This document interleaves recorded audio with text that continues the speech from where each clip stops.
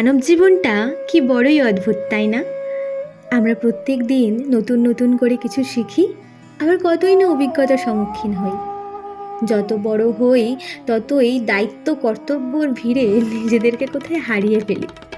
তবে কি জানো তো, আমার মনে হয় জীবনটা উপভোগ করার জন্য আর নিজেকে খুঁজে পাওয়ার জন্য একটা দিন হলেও শুধুমাত্র নিজেকে টাইম দেওয়া দরকার।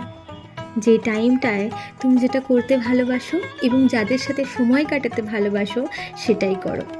হ্যাঁ, আমি সুজাতা, আর আমার নতুন আরেকটা ভিডিওয় তোমাদের সকলকে স্বাগত জানাই। আজ ছিল 8ই অগস্ট। আমরা 3 বান্ধবী, মানে আমরা 3 ইডিয়েটস বেরিয়েছিলাম একটু ঘুরতে যাব বলে। আমাদের মধ্যে একজনের তো বিয়ে হয়েই গেছে, তোমরা অনেকেই তা জানো। তনুর বিয়ে হয়ে গেছে। ওর বাড়িটা, মানে ওর শ্বশুর বাড়ি আমাদের বাড়ি, মানে আমরা যদি নর্থ ফুলে থাকি ও সাউথ ফুল, আর ওর বাড়ি মানে ওর বাপের বাড়িটাও সেম, মানে একই রুটে পড়ে। তাও আমাদের বাড়ি থেকে না করে হলেও 2-2.5 ঘন্টার পথ, আর শ্বশুর বাড়ি তো তার থেকেও বেশি। তাই আর সেইভাবে দেখা তো হয় না, তবে ও যখনই এখানে আসে চেষ্টা করে আমাদের সাথে দেখা করার। কিছুদিন আগে আমি আর মৌতো গিয়েছিলাম ওর বাড়িতে, তবে ও এবারে এসে বলল চ ঘুরে আসি। আমরা সেদিন গিয়েছিলাম প্রিন্সেপ ঘাট। জানো তো, এই প্ল্যানটা আমাদের অনেক দিন ধরে হয়েছে যে আমরা একটু প্রিন্সেপ ঘাট যাব, কলকাতার কোনো একটা জায়গায় যাব। শুধু আমরা যাচ্ছিলামই না, ক্যান্সেল হচ্ছিল। তবে আজকে ফাইনালি বেরিয়েছি। এত সুন্দর আজ সেদিন ওয়েদারটা ছিল, আমরা চাইছিলাম একটু বৃষ্টি হোক, হয়েও ছিল অল্প। শাড়ি পরেছিলাম, আমাদের প্ল্যান ছিল শাড়ি পরে ডেটে যাওয়ার।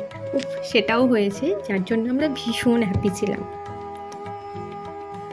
আসলে আমরা 3টি মানুষ, আর 3টি মানুষই 3 রকম। তবে কি জানো, অপোজিট মানুষগুলোই হয়তো থেকে যায়। এ দেখো না, যেমন তনুর বিয়ে হয়ে গেছে, ও তো চাইলেও আর না কথা বলতে পারতো, ওর একটা সংসার হয়েছে। কিন্তু না, ও সেই সমানভাবেই আমাদের সাথে আগের মতোই মেলামেশা করে, কথা বলে, সব কিছুই। জানো, আমরা যে ফোনে খুব বেশি কথা বলি তা না, বা প্রত্যেক দিন দেখা হচ্ছে সেটাও না। ওই যে যারা থেকে যাওয়ার তারা ঠিকই থেকে যায়, শুধু থেকে যাওয়ার দায়িত্ব কিন্তু তাদের নয়, রাখার দায়িত্ব নিজেরও। সেটা আমরা আমাদের বন্ধুত্ব দিয়েই বুঝতে পেরেছি। আমাদের মৌ একটু বেশিই অভিমানী, তবে চেষ্টা করি ওর অভিমানটা ভাঙানোর। আর ও দেখেছি আমাদের কাছে একটু বেশি অভিমান করে, কারণ ও জানে যে আমাদের কাছে ওর অভিমানটার মূল্য আছে।